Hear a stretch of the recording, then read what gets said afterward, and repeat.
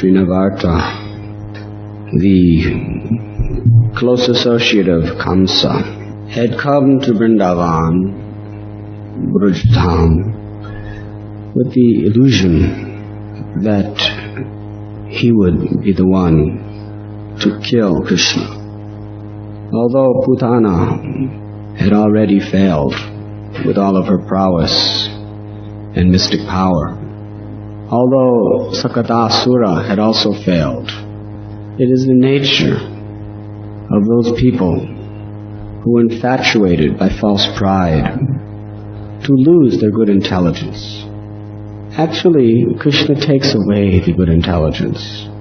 Trnavarta, such incredible material opulence that he had acquired through his austerities, through his tapasya.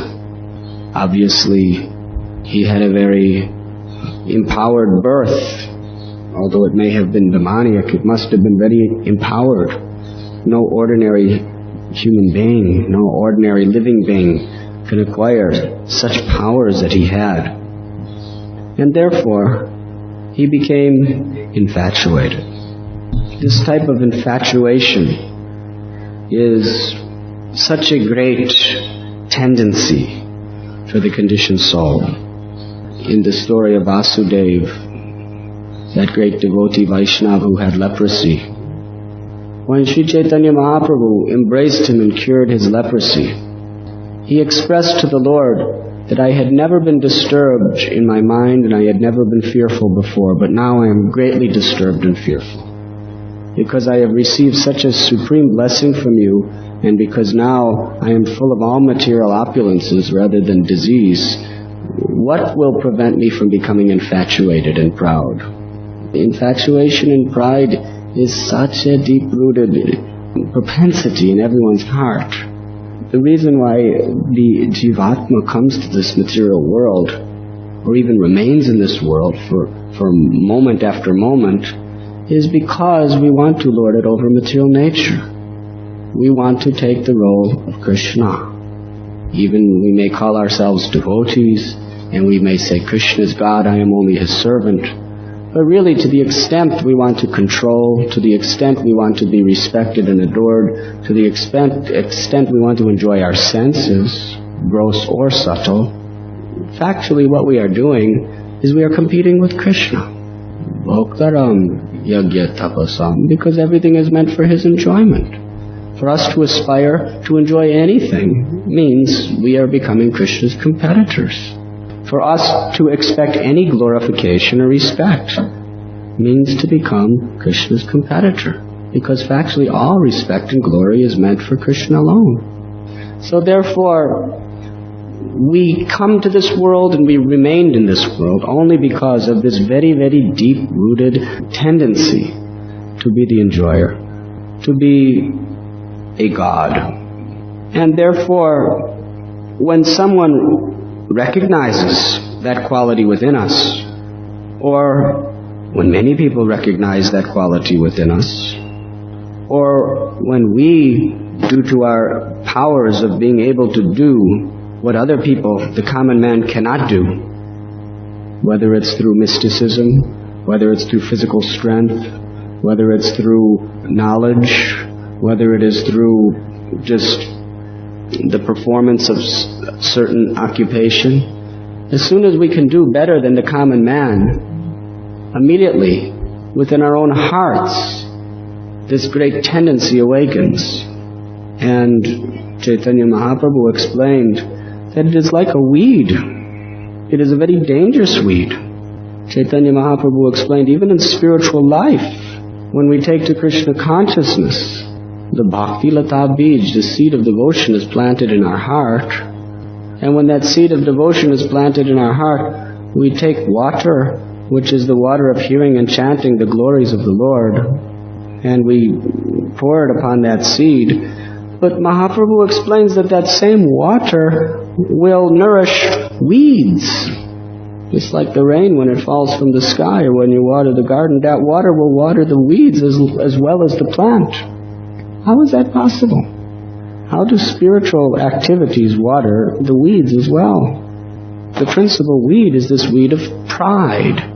Previously, I have been striving to lord it over material nature by being respected and by being adored by so many others for my material qualities. Either I'm handsome or I'm beautiful, or I have a lot of money, or I'm very, very highly educated, or I am an expert cook, or an expert businessman. But now that I've taken to spiritual life, now people will think I'm a great saint, and they will think I am very renounced, and I'm very celibate, and I'm very much pure in heart. And over and above all, they will think that I'm more humble than a blade of grass. And then I will enjoy in an even higher position. After all, when I was a big businessman, and when I was a good, beautiful person, highly educated, people did not touch my lotus feet. But now they are touching my lotus feet. So actually, this is even better. So you see, making spiritual advancement is dangerous in the sense that these weeds are also growing. We're pouring, and whatever spiritual qualities we're developing, whatever detachment from material nature is developing, pride can also develop. Not only can it, but it will. Therefore, Sri Chaitanya Mahaprabhu explained that a gardener has to be very careful. The gardener has to, while he's watering the seed, he must very scrutinizingly and carefully look for those weeds. And when he sees them, he must pull them out. Not just cut them, but pull them from the roots. Because if you cut them, they grow back stronger. And pulling from the roots is a painful affair. Especially when a weed is deep-seated. When you pull it, its roots are so attached and so connected, so deeply into the ground. Our heart is like that ground. Our heart is like the soil. And when you go to pull the weed, those roots are so deeply seated in the core of our heart that it is painful. It's terribly painful. As a matter of fact, it rips our heart apart. Most people do not want to rip their heart apart. They want to just let the seed grow and let the weeds grow and grow and grow. And think that, this weed is also something very auspicious. Because that's easy. Spiritual life becomes very simple, easy. But it's not real spiritual life. Therefore, the common people, they do not like to have a guru. What to speak of a real guru, who is going to tell you what your anarthas are, and who is going to tell you that sometimes that you're a rascal, and who's going to tell you that you're not correct in all your decisions, and where he's going to tell you to do things you don't like to do. Why? Because when he does that, he's pulling at the weed. He's pulling and it's ripping your heart. And you think, what is the need of all this pulling my heart? This is not a weed.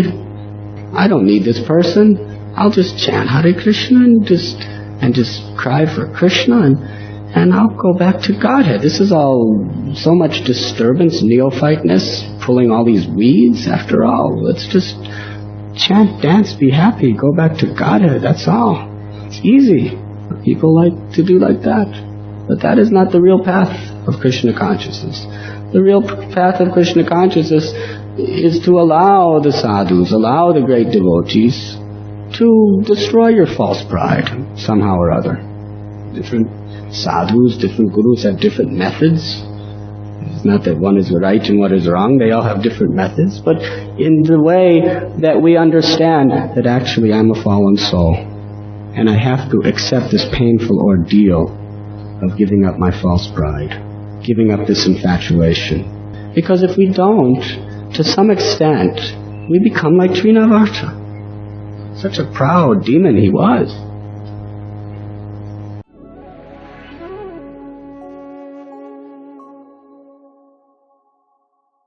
You were listening to Radhanath Swami on thesacredconnect.com.